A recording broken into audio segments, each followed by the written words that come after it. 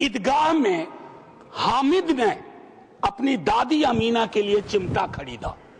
क्या हम में से कोई बता सकता है कि दुकानदार हरेंदर था या सोहाबुद्दीन था? कोई नहीं बता सकता।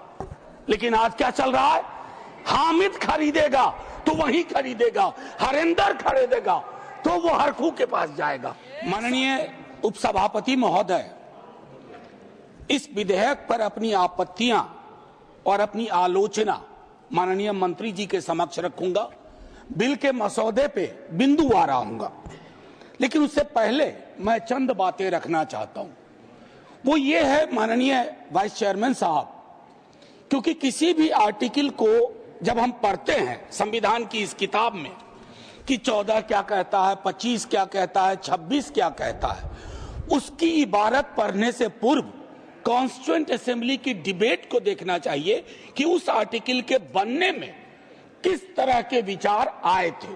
संभवतः माननीय मंत्री जी अगर आर्टिकल 26 ए बी सी की पूरी प्रस्तावना को, उस डिबेट को पढ़ते तो शायद उनका काम एक नॉन स्टैट्यूटरी बॉडी से भी चल जाता, बशर्ते इसके कि इस तरह की चीजें लाएं।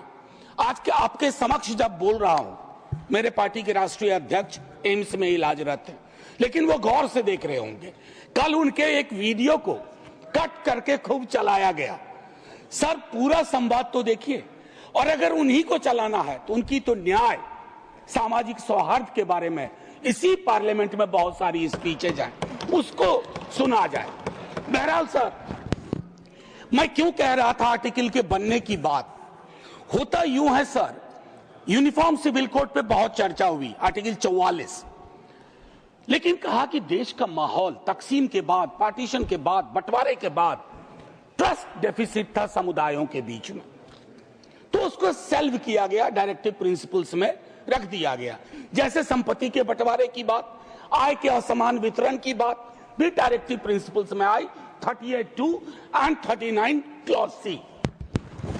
मैं जानता हूं आज दोनों ही पक्ष आए हैं तैयारियों के साथ, हम गर्दनों के साथ हैं, वो आरियों के साथ। मैं आपके माध्यम से माननीय वाइस चेयरमैन साहब, कोई बात तलखी में नहीं बोलूंगा। किसी को आरी लेकर सदन में प्रवेश करने की अनुमति नहीं है। बिल्कुल सर, आप जिंदाबाद रहें। सर एक चीज, देश का माहौल, और ये मैं गर्दन लेकर आ सकते हैं जी, आरी लेकर नहीं आ सकते। सर, देश का माहौल कैसा है इस पे एक नजर डाला जाए। गाहे बगाहे इकोनॉमिक बाइकॉट की बात होती है, गाहे बगाहे किसी पुरानी मस्जिद के नीचे कुछ चीजें ढूंढी जाती हैं, गाहे बगाहे प्लेसेस ऑफ वर्शिप एक्ट पे सवाल उठता है। सर, इस तरह के माहौल में आपके बिल का कंटेंट और आपके बिल का इंटेंट दोनों सवालिया निशान खड़े करता है। ये महत्वपूर्ण है। चिंता इस बात की नहीं है, अभी चुन के आए हैं, हम भी चुन के आए हैं, लेकिन चुन के आने के बाद बहुमत विजडम की गारंटी नहीं होता है। आप लोग अक्सर ये सोचते हैं कि बहुत बड़ी बहुमत है तो सारा विजडम आप ही के पास है। सर, माननीय सभापति महोदय, खान पान, वस्त्र, आभूषण, भाषा, इबादत, इतनी तकरार, उसमें क्या होता है ना, एक समुदाय को लग रहा है। सर, मैं आपके माध्यम से एक चीज कहना चाहता था। मेरी भतीजी ने मुझसे, मुंबई अभी गया था, पूछा काका मार्जिन क्या होता है, तो मैंने उसको बताया कि बचपने से हम लोगों को कॉपी में मार्जिन छोड़ने के लिए बताया जाता है, हाशिया। सर, हमें आदत बन गई है हाशिए पे लोगों को छोड़ने की, हम लगातार समुदायों को हाशिए पे छोड़ रहे हैं। माननीय उपसभापति महोदय, मैं ये कहूंगा, प्रेमचंद ने एक कहानी लिखी थी ईदगाह, हमारे सारे साथियों ने पढ़ी होगी। ईदगाह में हामिद ने अपनी दादी अमीना के लिए चिमटा खरीदा। क्या हम में से कोई बता सकता है कि दुकानदार हरेंदर था या सोहाबुद्दीन था? कोई नहीं बता सकता। लेकिन आज क्या चल रहा है? हामिद खरीदेगा तो वही खरीदेगा, हरेंदर खरीदेगा तो वो हरखू के पास जाएगा। सर, ये चीजें मतलब मैं तो ये कहूंगा कि कुछ चीजें एक दूसरे से ऐसे वाबस्ता होती हैं कि उन्हें अलग अलग देखने को जी नहीं चाहता, उन्हें अलग अलग। Please request you don't disturb him. मैं सिर्फ ये कहना चाहता हूं, कुछ चीजें एक दूसरे से ऐसे वाबस्ता होती हैं कि उन्हें अलग अलग देखने को जी नहीं चाहता। सर, इस देश के हिंदुओं को मुसलमानों की आदत है, मुसलमानों को हिंदुओं की आदत है, और ईसाइयों को, सिखों को हिंदुओं और मुसलमानों की आदत है। ये आदतें मत बदलवाइए, ये आदतें मत बदलवाइए। सर, एक लखनऊ के मशहूर शायर थे, आजादी के बाद पाकिस्तान चले गए, फिर नेहरू से दोस्ती थी, वापस आए तो लोगों ने पूछा क्यों आ गए? बोला यार बहुत मुसलमान थे यहाँ, लखनऊ का हूं, मिला जुला देखने की आदत थी। ये मैं बता रहा हूं, मैं बता रहा हूं सर कि ये चीजें महत्वपूर्ण है। आज सुबह से कई बार लाइटर वैन में कहा गया सौगात और तोहफा। माननीय उपसभापति महोदय, लोकतंत्र में सौगात और तोहफा नहीं हुआ करता।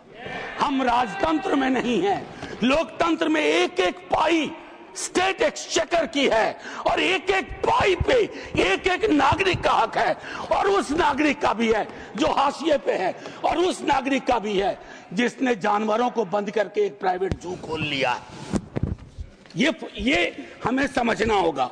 माननीय उपसभापति महोदय, कल मैं माननीय गृह मंत्री जी को सुन रहा था।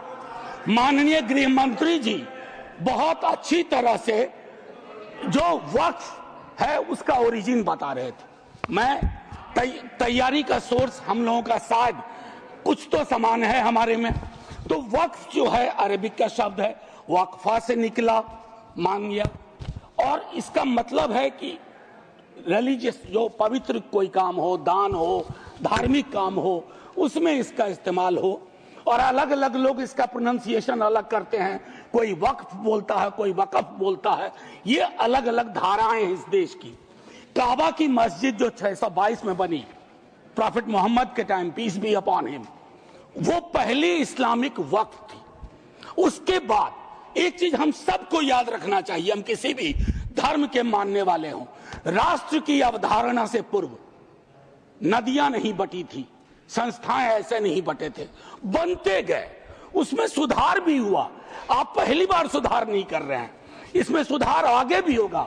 मैंने कहा ना कि दिक्कत होती है कि जब आपका इंटेंट और आपका कंटेंट दोनों मैच करता है तो डर लगता है, क्योंकि उस समुदाय के बारे में सर मैं एक बात जरूर कहूंगा। इस बिल को, चूंकि बिल के कुछ बिंदुओं पे आऊं उससे पहले बाबा साहब भीमराव अंबेडकर को इन्वोक किया गया है, और मैं चाहूंगा बाबा साहब भीमराव अंबेडकर, उन्होंने एक लाइन कही थी, उसको बार बार पढ़िए, democracy is incompatible in inconsistent with isolation and excluding minority communities.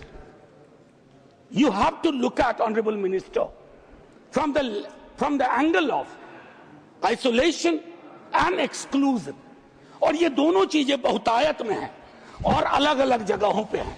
Sir, जमीन के साथ किसी व्यक्ति और किसी कौम का क्या रिश्ता होता है, इसको भी समझने की जरूरत है।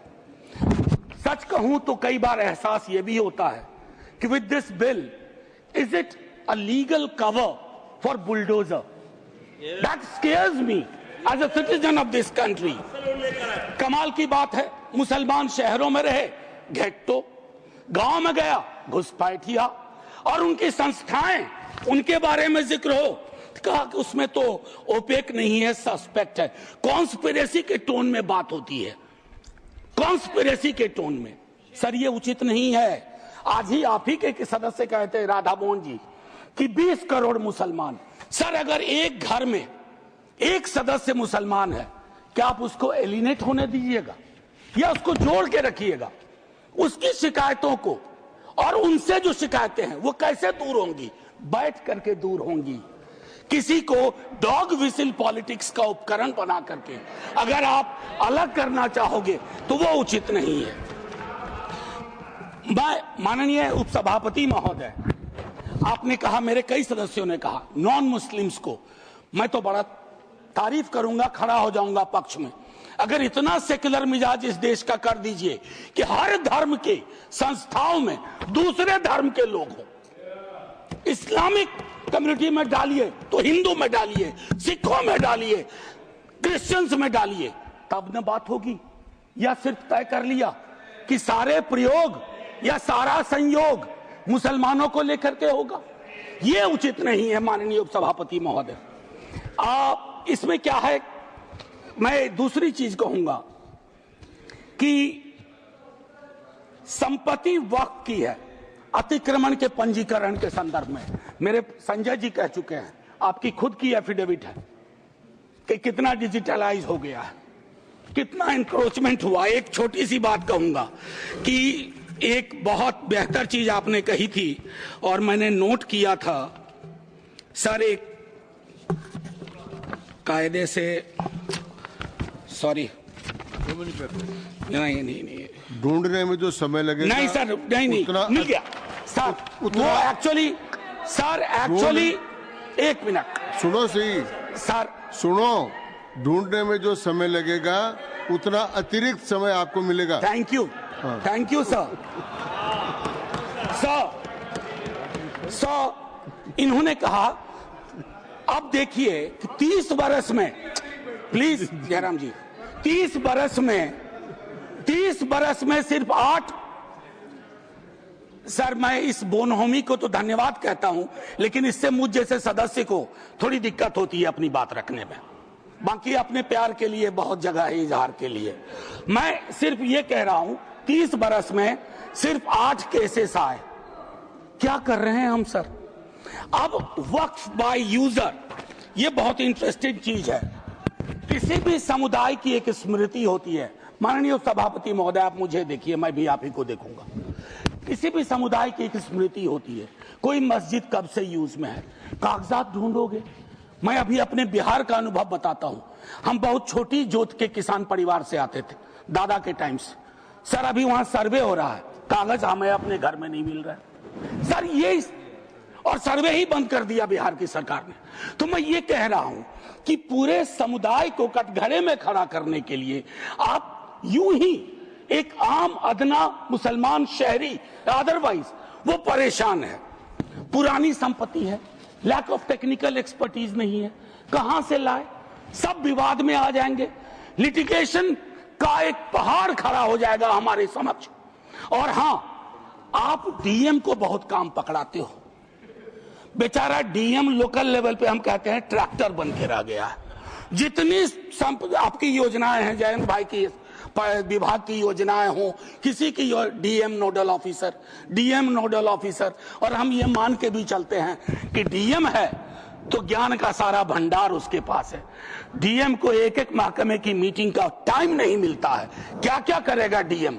मैं आपके माध्यम से माननीय सभापति महोदय, वीकर सेक्शंस की बड़ी चर्चा इसमें की गई है। कम से कम पसमानदा, अपने हिंदू समाज में भी पसमानदा बहुत बड़े। जब जब आप लोगों के पास आग्रह करता हूं 0 आवर के माध्यम से या किसी उपकरण से कि साहब कास्ट सेंसस करवा दो, तो आप चुप हो जाते हैं। अभी संजय जी ने कहा कि भगवान ने अगर ये व्यवस्था नहीं बनाई ऊंच नीच की, जाति व्यवस्था की, तो भगवान के समक्ष जो इबादत का है, जो मंदिर है, वहां क्यों ये व्यवस्था बनी रहे? क्यों नहीं आरक्षण हो? क्यों नहीं हम सुनिश्चित करें कि पूजा पद्धति किसी एक जाति विशेष के हाथ में ना हो, हर कोई उसमें भागीदारी कर सके। सर तब तो जो राष्ट्र की संकल्पना थी हमारी, हम उसको साकार कर पाएंगे। अब देखिए कंसल्टेशन, रिजिजू जी बहुत इनोसेंट चरित्र के हैं, बहुत इनोसेंट चेहरा भी है। कंसल्टेशन के इतने आंकड़े बता दिए। अब भूपेंद्र जी आप उठते हैं, लगता है पॉइंट ऑफ ऑर्डर ले लीजिएगा। हाँ sir, consultation, there is absolute lack of consultation. Consultation is not about we called so many meetings.